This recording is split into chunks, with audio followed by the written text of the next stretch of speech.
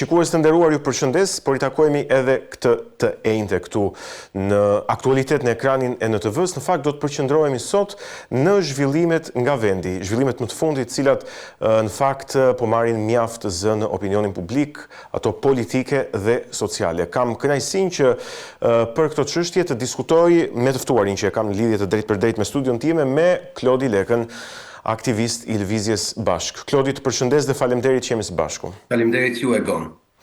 Mirë, po e nisim në fakt nga një reagim i djeshëm i deputetit nga radhët e Lëvizjes Bashk, Redi Muçi, në fakt i cili fliste për atë që ndodhi, për konstituimin e Komisionit të Reformës Zgjedhore nga partitë parlamentare, po themi në formatin mazhorancë dhe opozit, me 8 pjesëtar nga secila anë, 8 nga mazhoranca dhe 8 nga opozita. Në fakt, diskutimin e ngriti pikërisht përbërja e secilës prej këtyre palëve, duke u fokusuar veçanërisht tek opozita.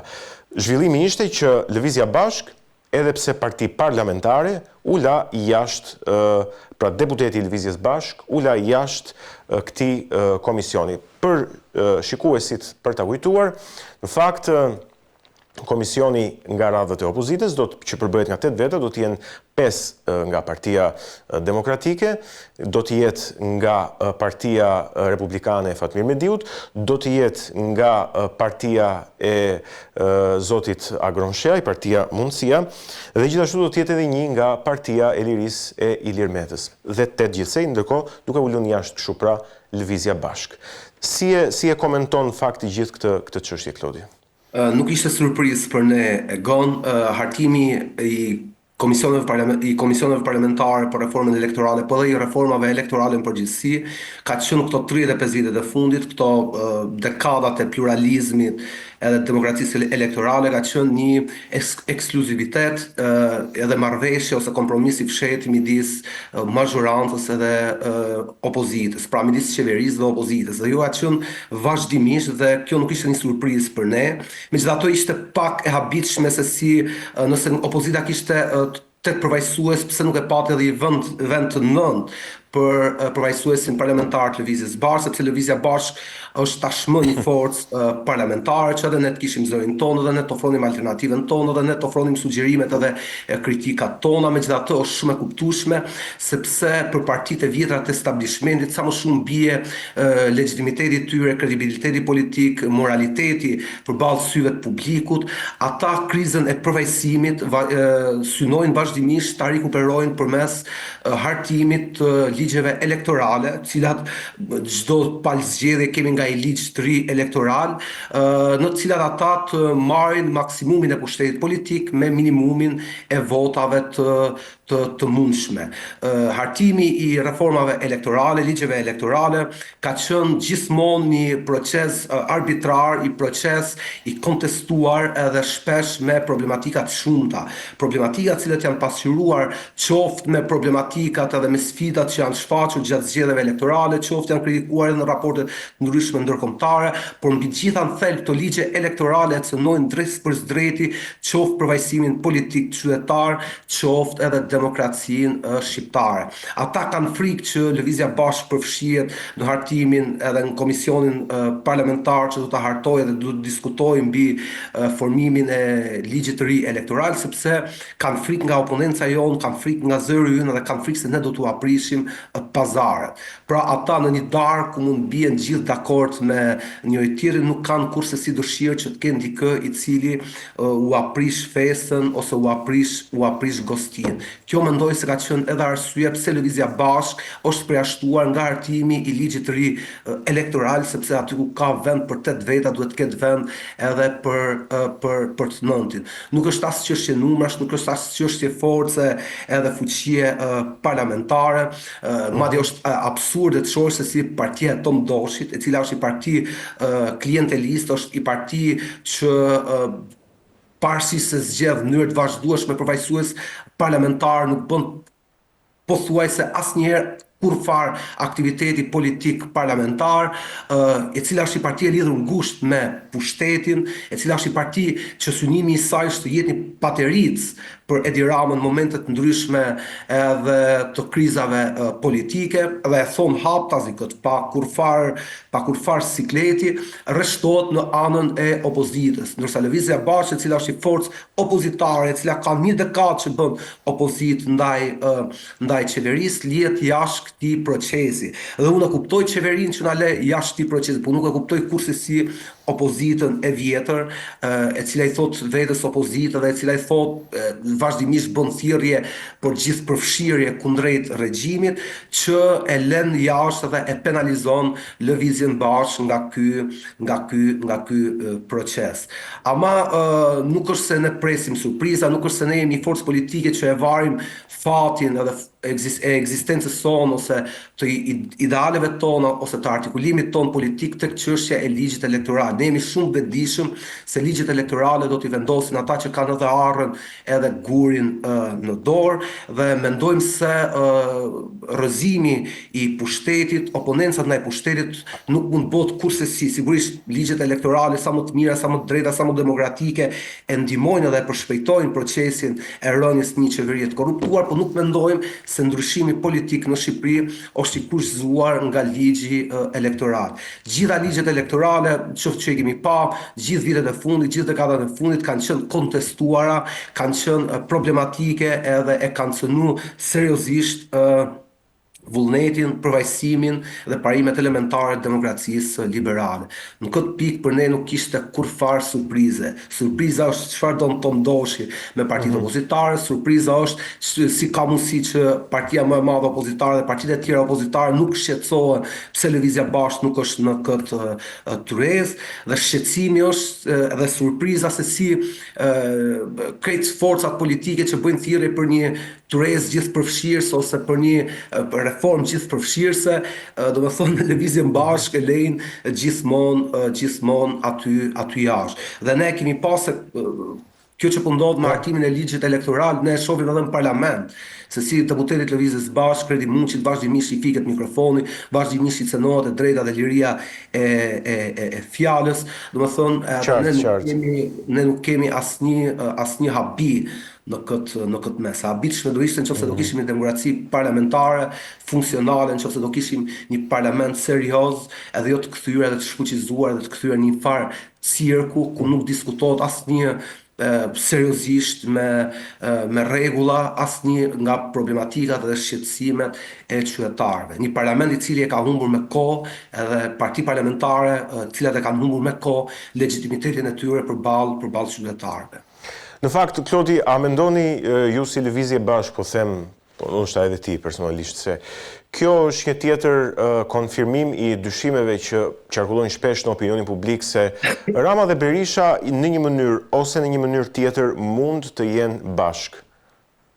Rama dhe Berisha kanë qenë bashkë vazhdimisht, kanë qenë bashkë në tyreza, kanë qenë bashkë në tendra, kanë qenë bashkë në kalimin e ligjeve problematike, kanë qenë bashkë në aksionet për kullat, kanë qenë bashkë në ndryshimet kushtetuese, kanë qenë bashkë në hartimin e çdo reforme, domethënë elektorale, territoriale, cilës çdo reforme të rëndësishme për fatet e vendit, dhe nuk është as pak habi. Habi është të çuditësh nëse edhe të thuar se ata nuk janë bashkarisht. Megjithatë, është qesharake se si opozita, e cila arrin jashtë syve të publikut të bëj marrëveshje të tilla dhe pazare të tilla të vogla me pushtetin për ligje elektorale të cilat i vendosin bashkarisht, në fund ditës del edhe i denoncon këto ligje në të cilat ajo ka marrë pjesë në hartimin e tyre. Ne jemi shumë vetëdijshëm edhe se qoftë pushteti, qoftë opozita e vjetër, edhe e kam këtë cilësimin e vjetër sepse mendojmë se opozita aktuale nuk është opozitë,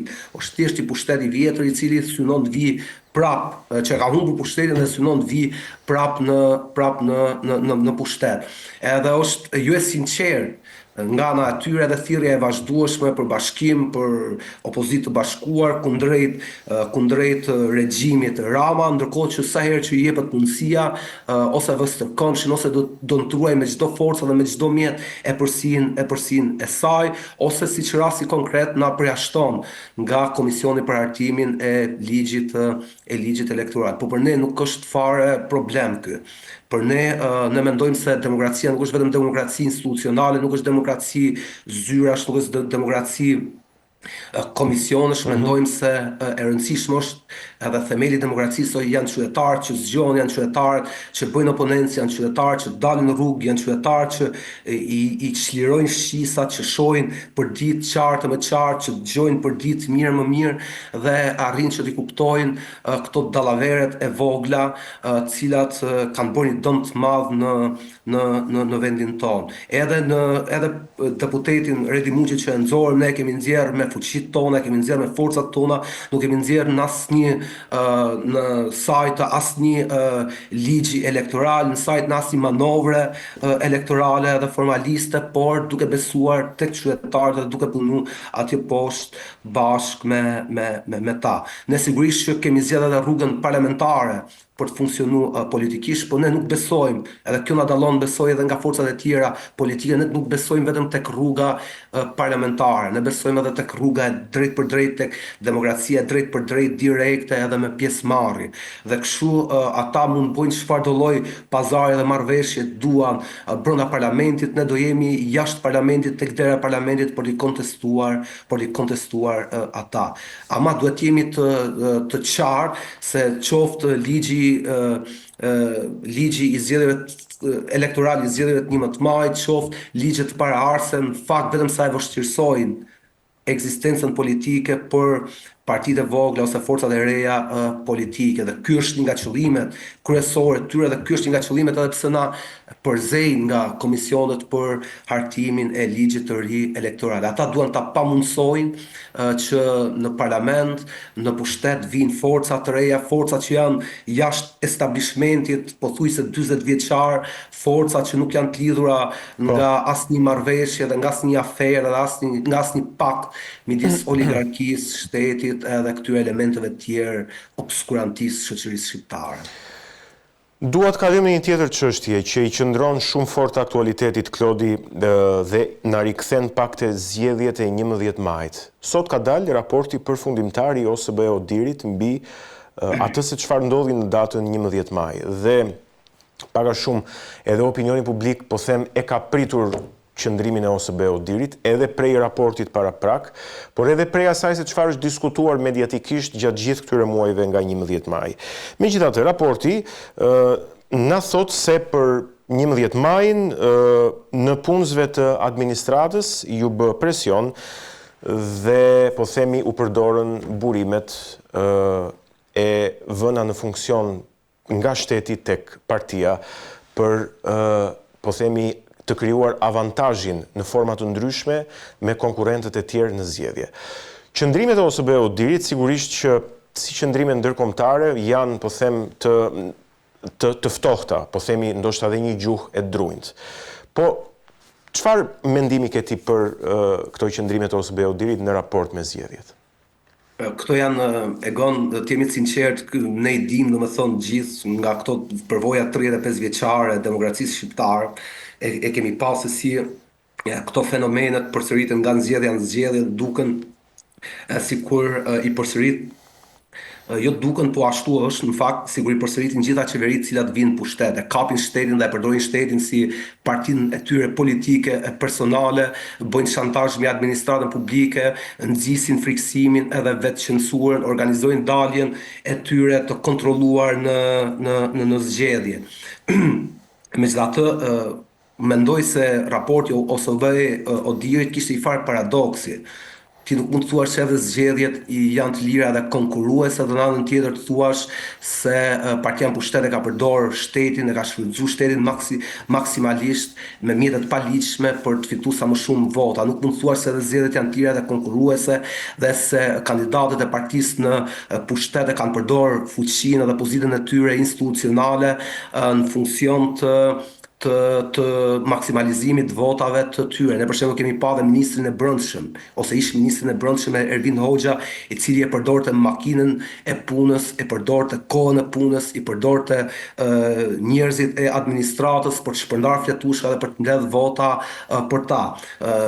Nuk mund të thuash se zgjedhjet ishin të lira dhe konkurruese, ndërkohë që raporti Odirit vend pa edhe pabarazin mediatike. Thot nga problemet e mëdha është që këto mediat tradicionale, ky establishmenti mediatik është i përdorur fuqimisht në funksion të dy forcave të mëdha politike. Edhe unë du të marrë vetëm një rast, për shembull, nga koha mediatike, Lëvizjes Bashkë në zgjedhjet e fundit, koha elektorale, ne kemi pas vetëm 0.05% të kohës mediatike për të shfaq programin dhe alternativën tonë. Që i bjet kemi pas 1286 herë më pak kohë mediatike se Partia Demokratike dhe 687 herë më pak kohë se Partia Socialiste. Një element tjetër që nuk përmend raporti i OSBE-s është përdorimi i elementit kriminal gjatë fushatës elektorale. Ne kemi pa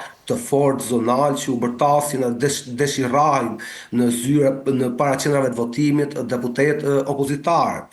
Ne kemi parë se si janë shpenzuar me 10 miliona euro gjatë muajt elektoral nga forcat ndryshme, nga dy forcat e mëdha politike, kryesisht nga pushteti, edhe këto janë para të deklaruara në kuptimin nga në institucionin KQZ i pjesë e madhe e tyre, dhe janë shumë, dhe paramendo se sa para tjera janë të pa deklaruara. Është sasia e madhe e parave që hidhen në qarkullim sa herë ka zgjedhje elektorale, dhe këtë nuk e ka shënuar raporti i OSBE Odirit. Kuptimin ka shënuar vetëm shfrytëzimin e administratës publike për vota edhe politikisht dhe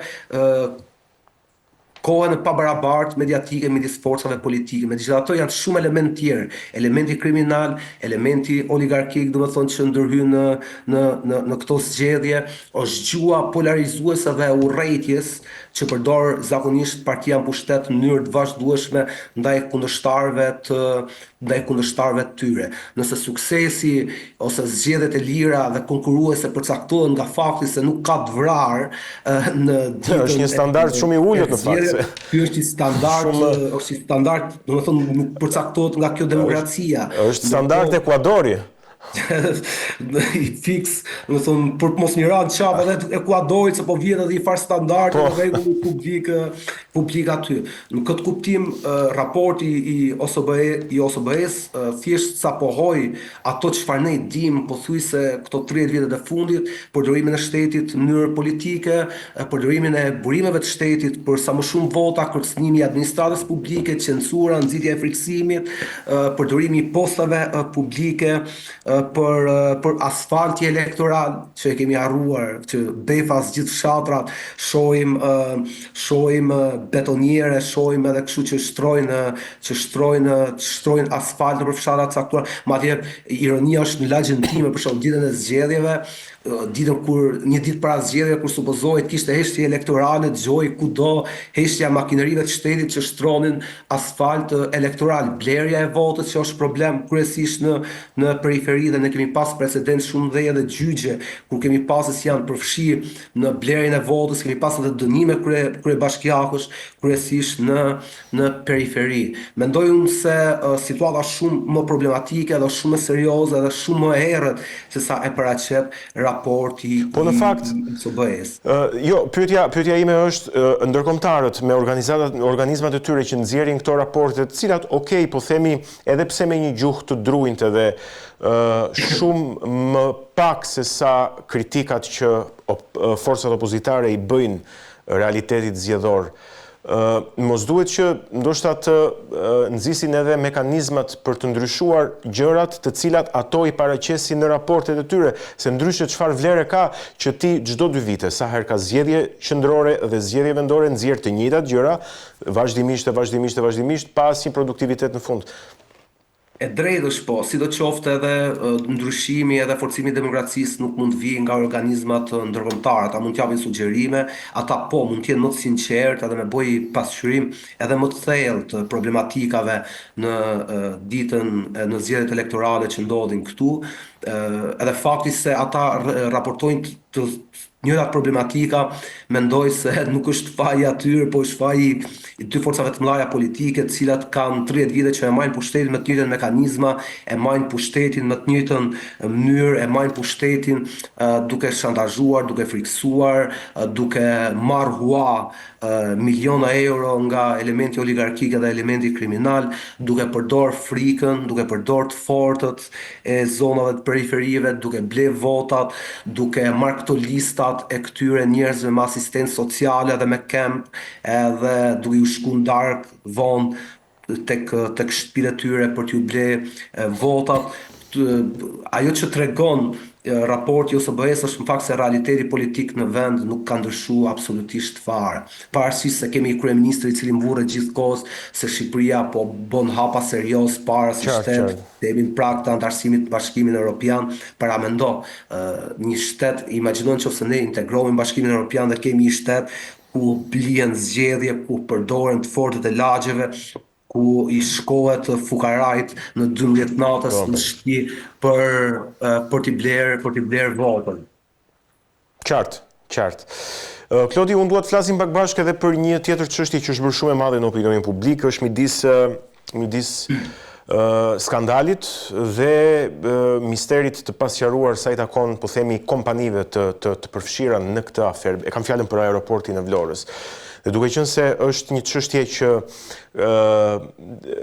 jo shumë kohë më parë ka përfshirë gjithashtu edhe organizatat mjedisore për vendin ku ai aeroport po bëhet, aty në pranë lagunës Nartës, në zonë ligatinore, ndryshe.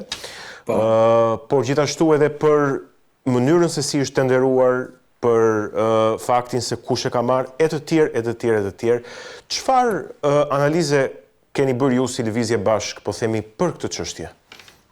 Është rasti i aeroportit Vlorës është rasti më konkret e gon se si ku janë përfshirë gjithë dhe është përfshirë edhe i shtet i cili përveç se nuk respekton rregullat elementar, po e ndihmon domethënë në mënyrë arbitrare korrupsionin edhe paligjshmërinë. Kemi paratë e pista që vijnë nga jashtë edhe pastrohen këtu, kemi elementin e oligarkut që ndërhyn, kemi elementin e njerëzve të panjohur, domethënë që jetojnë në errësirë, kemi parat nga offshore-ët, domethënë kemi mungesën e rregullave elementar, shkeljen e procedurave, shkeljen e ligjeve për i vepër infrastrukturore, kemi se si veprat e rëndësishme infrastrukturore të vendit tonë po i jepen me koncesion për 30 vite, për 40 vite, nga koncesionarë cilët synojnë që brenda këtyre 30 viteve ta rrinë fitime marramendse, stratosferike, të shmendura në kurriz të infrastrukturës publike, në kurriz qytetarëve shqiptar. Edhe kjo është rasti më konkret se si Shqipëria është kthyer në një lavatriçe ku çdo kush pastron paratë e tij të pista, domethënë në vendin tonë, dhe merr peng veprat më të rëndësishme infrastrukturore të vendit. Ne kemi parë raste të tilla, shembuj të tillë janë se si po çmontohen dy portet më historike të Shqipërisë, porti i Vlorës dhe porti i Durrësit, për t'u dhënë për ndërtim, për kantiere ndërtimi, oligarkëve, për t'u dhënë njerëzve që duan të pastrojnë paratë e tyre të pista, për t'u dhënë, kemi pa edhe se si autostrada, se si aeroporte u kanë dhënë në mënyrë monopolistike oligarkëve të mëdhenj në vend. Kemi autostradën Thuman, Tiranë, me thonë që ka i kosto të fryrë, ka i kosto arbitrare, ka i kosto, me thonë që është totalisht e papërfillshme krahasim me fitime që do të nxjerrë oligarku Bashkim Ule nga ajo autostradë, edhe se si ajo autostradë në fakt është ka marrë monopolin e rrugës sepse janë mbyll rrugët alternative, madje edhe duke i rrahur edhe banorët, duke i dhunuar banorët cilët kanë protestuar me ditë edhe me javë. Aty kemi rastin e aeroportit Nën Tereza, cilët e ka oligark Shevqet Kastrati dhe që po prap është monopolistik. Kemi edhe shumë raste tjera, për shembull rrugën e Kombit, se si e kishte Kastrati, e mori Salillari, domethënë edhe vendos tarifa absurde, Ajo edhe shkon me dekada këto po. vepra infrastrukturore jetike, qoftë për lëvizjen e brendshme, qoftë për tregtinë dhe transportin në Shqipëri. Pra, Ajo që po themi se kjo çështja e aeroportit Vlorës po diskutohet, mund të jetë shumë e thjeshtë, por të paktën në opinionin publik po shtrohet shumë gjërë dhe po diskutohet në mënyrë shumë komplekse, me qëllime të caktuara, qartazi. Megjithatë, pyetja që unë i kam bërë vetes është nisur nga qëllimi ose nga shqetësimi, po themi, i shtetit shqiptar. Duke qenë se ajo është, po themi, është edhe vepër strategjike e rëndësisë kombëtare dhe ka rëndësi dhe për sigurinë kombëtare. Duke qenë se dyshohet që Behgjet Pacolli mund të ketë futur një kompani, pra mund të ketë lidhur marrëveshje me një kompani që mund të jetë ruse, okay, dhe cënon, po themi, sigurinë kombëtare të Shqipërisë, sepse është pranë aeroportit të NATO-s në Kuçov dhe pranë detit Adriatik përballë bazave të NATO-s në Itali. Pse shteti shqiptar se ka ndërtuar vetë këtë vepër të rëndësisë kombëtare dhe të sigurisë kombëtare? Ka që thjesht është pyetja, pse duhet të fusë Behgjet Pacolli në lojë? Është qesharake se si, Behgjet Pacolli përmes uhamarrjes tek borxhi të marrë tek kjo kompania offshore, që mund të jetë edhe me para ruse, ja kalon thjesht praktikisht, ja kalon pronësinë de facto, edhe pse juridikisht e mban pronësinë pronësinë mbi koncesion, ja kalon një kompani e cilat ne nuk e dimë se kush është pronari i saj, nuk e dimë burimin e parave, pra një vepër e rëndësishme strategjike që ka të bëjë me qoftë me sigurinë e vendit tonë, qoftë me sigurinë e NATO-s, qoftë me sigurinë e rajonit të Mesdheut, i jepet një oligarku i cili merr borxhe nëpër parajsa fiskale, para pa burime, pa emra, dhe kjo është nuk e di e gon, kjo është ta shesësh atë ta shesësh njerëzit, ta shesësh kredibilitetin tonë të organizatave ndërkombëtare për qindarka. Pse hoqi shteti shqiptar kompaninë turke? Turqit janë aleat tonë strategjik, janë pjesë e NATO-s, janë shtet që nuk janë armik ndaj Shqipërisë dhe na duan të mirën, po e them thjesht kështu për opinionin publik. Pse e hoqën kompaninë turke dhe pse futën Behgjet Pacollin, i cili dihet se, shiko, kjo puna e Rusisë nuk u mor vesh pardje. Behgjet Pacolli ka ndërtuar në Kremlin. Behgjet Pacolli Rusi ka bo legët, po kjo dihet e gon, edhe këtë përgjigje e kemi marrë që para 20 vjetësh, mendoj. Këtu shtetarët tanë kanë kuptuar se me infrastrukturën publike, me pronën publike nuk bën para, nuk fiton para, nuk merr rushfet, nuk e fut veten si aksioner të fshehtë në to. Prandaj duan që të ketë sa më shumë kjo logjika koncesionare ose partneriteti publik-privat nuk është gjë tjetër veç si mënyrë që ata të fitojnë sa më shumë para, sepse nëse ata do t'i bënin këto vepra infrastrukturore me para publike, ata do të merrnin përgjegjësi edhe do të jetin shembuj pozitiv se si mund të funksionojë një vepër publike, se si mund të jetë rentabel, si mund të jetë fitimprurës, edhe se si mund t'ju ndalojë edhe rrugën e ardhshme tyre për të bërë allizhverish edhe për të bërë korrupsion me këto koncesionet edhe me partneritetet publike dhe private. Dhe këta kanë shit gjithë infrastrukturën e shtetit, kanë shit gjithë industrinë, na kanë qenë industrializuar, kanë shmontuar aspektet mëdha modernizuese dhe infrastrukturore dhe industriale, dhe këtë kompleksin industriale ushtarak të vendit përmes kësaj logjikës privatizuese. Këtu nuk kemi asnjë habi, ama habia është se si po të kishim një shtet me një drejtësi minimale, ministre si ministra Balluku do të shkonte në burg sot, ose do të thirrej në SPAK para prokurorisë e pandehur, sepse veprimet e saj kanë qenë për miratimin e kalimit të aksioneve nga 40% aksioneve nga një kompani turke, e cila ishte kompani e specializuar me kritere, domethënë që kishte vërtet tagrin, mundësinë për të ndërtuar një aeroport tek një oligark i cili ka ndërtuar pallat ose salla dasmash për 4.000 euro. Kuptimi ka shit 40% të aksioneve të një aeroporti, i cili mund të aksionoj seriozisht edhe mund të sfidoj seriozisht monopolin e aeroportit të vetëm që kemi, aeroportit Nën Tereza, pra mund të ketë fitime stratosferike. Kjo kompania turke i ka shit për 4.200 euro. 4.200 euro. Po. Edhe ministra e ka miratuar një kalim të një transakcion tillë. Pra kjo është pika elementare ku kjo ministre në edhe një republik bananësh, edhe një shtet kartoni duhet kishte shku në burg, duhet ishte arrestuar. Jo të dalë edhe të organizoj fushatën për Bashkinë e Tiranës me Gerta Manastirliun. Kjo është e para. E dyta, kjo na kthen ne në një e shetet, cënon e dëmton në mënyrë të pakthyeshme seriozitetin ton, kredibilitetin ton, e shtetit shqiptar, besueshmërinë, partneritetin në sytë e aleatëve perëndimor edhe të vendeve fqinje, sepse tregon se ne jemi kthyer në një republik bananësh ku çdo kush me një tuf parash të pista në dorë mundet me ble aeroporte shumë afër bazave ushtarake, qoftë brenda territorit ton, qoftë në mesdhe, edhe të blej një pikë strategjike. Rusët e kanë pas që e kemi pa, do më thonë, general do ta kujtoni Vlorën. Rusët po e marrin Vlorën me thjesht një tuf parash, dhona Bexhet Pacollit edhe Belinda Ballukut. Dhe paramendoje, Belinda Balluku është e gatshme ta shes vendin ton, ta shes Republikën, ta shes jo vetëm Shqipërinë, ta shes gjithë Europën për një tuf parash dyra, do më thonë.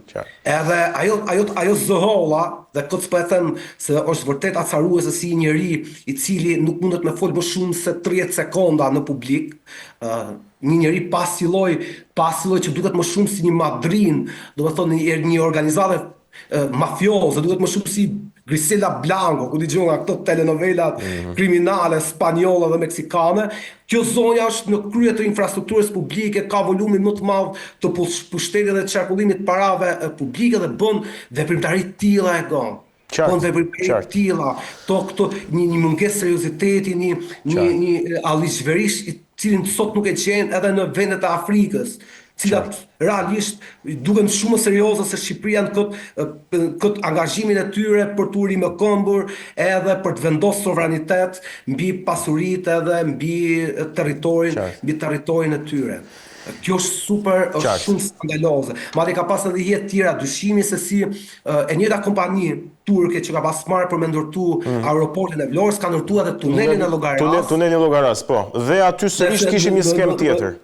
Në muajt kur kjo kompani i ka shit 40% të aeroportit të Vlorës, ja ka shit për 4.000 euro Bexhet Pacollit, është rrit kostoja e tunelit të Llogaras me 50 milion euro. Po, në fakt, hije dyshimi. Haraqin e vërtet, atë vlerën reale të aksioneve që duhet ta paguante Pacolli, e ka pagu shteti shqiptar përmes Belinda Ballukut tek tuneli i Llogaras. Dhe këtu, përveç se është Belinda Balluku duhet ishte arrestu tashmë që po flasim, për jo vetëm cënim të sigurisë edhe integritetit territorial, jo vetëm për shkelje të ligjeve, por duhet ishte arrestu edhe për dyshime serioze të pronësisë në atë aeroport. Pra me parat publike, përmes Bexhet Pacollit, Belinda Balluku është bë pronare e aeroportit të Vlorës. Jo vetëm Belinda Balluku, por edhe Edi Rama dhe gjithë e partisë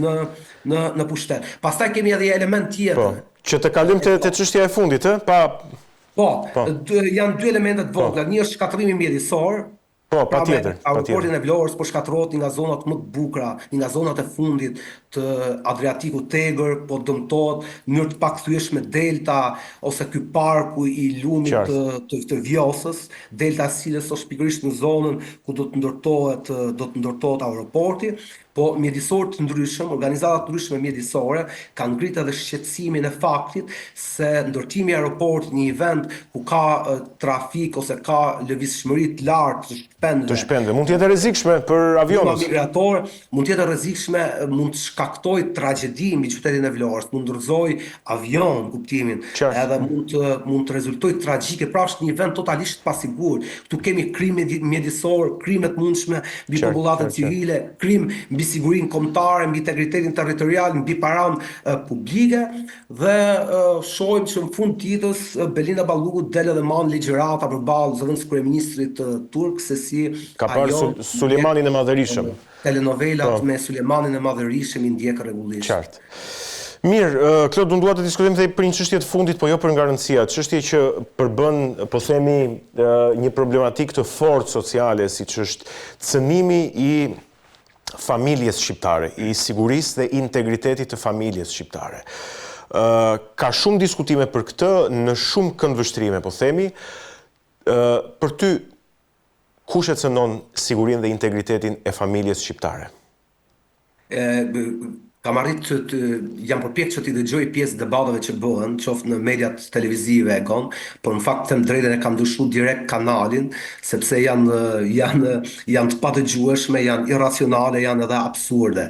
Sidomos kur dëgjoj nga elementë caktuar se si familjen tradicionale ose shqiptarët po emigrokan sepse po i detyrojnë bën homoseksual me detyrim në Shqipëri, domethënë. Familjen tradicionale edhe ajo çfarë më irriton realisht është poshtërsia, është mashtrimi, është manovrimi i çështjeve, është moralizimi i tyre, kthimi në problem moral ku ne e dim shumë mirë se familjen tradicionale po e shkatron emigrimi, fakti se njerëzit janë të varfër, fakti se një iri shqiptar nuk emigron vetëm për veten e tij, po emigron edhe për shkak të prindërve, sepse prindërit e tyre pavarësisht se kanë punuar 30-40 vite, kanë pensione skandaloze dhe nuk mundën dot me e mbajt veten. Pra edhe në fund ditës ka pensionist të varfër që nuk ka një njeri mbi krye, nuk ka një njeri që t'ju jap një got ujë, janë përballën me vetminë më të thellë dhe kjo po e shkatron familjen tradicionale dhe strukturën e saj, emigrimi, po e shkatron varfëria, po e shkatron dy punësimi Sot po shohim se si rritja e kostove të jetesës, rritja e qeras, zhytja e njerëzve nëpër kredira, po i çon njerëzit, kryesisht familjet e reja drejt dy punësimit, drejt tre punësimit. Pra kemi njerëz të cilët realisht rrin vetëm një orë në ditë me fëmijët e tyre ose me familjen e tyre. Edhe kjo po e shkatron familjen tradicionale. Familjen tradicionale po e shkatron fakti se sot të rinjt janë totalisht të pasigurt, nuk munden me pas një apartament tyre, nuk munden me pas i punëqëndrueshme, nuk munden ka një qeveri e cila u indekson inflacionin me vetëm 2.5%, ku ne kemi pasur si rritja e çmimeve ushqimore, kostove të jetesës është stratosferike këto kohë dhe është pikërisht kjo pasiguri e cila i ndalon të rinjt që të martohen, që të krijojnë familje të qëndrueshme, që të bëhen me fëmijë. Ne po e shohim se si familjen tradicionale po e shkatron mungesa e shtetit social. 4-5.000 fëmijë sot në Tiranë nuk kanë vend në qerët publike që të shkojnë atje. Shkollat në orën 12 ta nxjerrin, ta flakin fëmijën në rrugë. Edhe ti si prind i ri duhet harxhosh shumë para që fëmia jot të mos përfundojë në mes të kryqëzimit në orën 12 të drekës. Familjen tradicionale po e shkatron mungesa e shtetit social. Kemi një shtet i cili çdo prind i ri i jep atë 600.000 lekshin bonusin e bebes, edhe ato ja jep pas 6 muajsh, edhe i jep lamtumirën pastaj edhe nuk duket fare askund përjetësisht për fëmijën e tij. Sado sfida, sado mund të përfundojë në gjendje rruge. Ne kemi 20.000 fëmijë në gjendje rruge Edhe shteti ynë nuk duket askund. Familjen tradicionale po e shkatron pasiguria e jetës. Po e shkatron një kultura toksike, po e shkatron politika korruptuese, po e shkatron qytetet e ndotura, po e shkatron shkatrimi dhe rënimi i çdo vlere të mirëfill demokratike, sociale dhe kulturore. Dhe duket shumë ofenduese dëgjosh njerëz të ndryshëm që thonë se familjen tonë tradicionale, do të thonë po e shkatrojnë homoseksualit ose po e shkatro prindi 1 dhe prindi 2. Ky në rastin më të mirë është idiotësi, është mashtrim, edhe në rastin më të keq është poshtërsi, domethënë, edhe dezinformim që i bëhet opinionit publik. Familjen tradicionale në Shqipëri po e shkatron mungesa e shtetit social, rritja e kostove të jetesës, bërja e papërballueshme e pasjes dhe e blerjes së një apartamenti, emigrimi, varfëria, papunësia. Sot një grua e re nuk mundet me met shtatzan madhe gon, sepse përveç se shteti nuk i ofron asnjë lloj ndihme, e flak atë kompania, e flak atë mes kanë rrugëve. Pra e flak nga puna.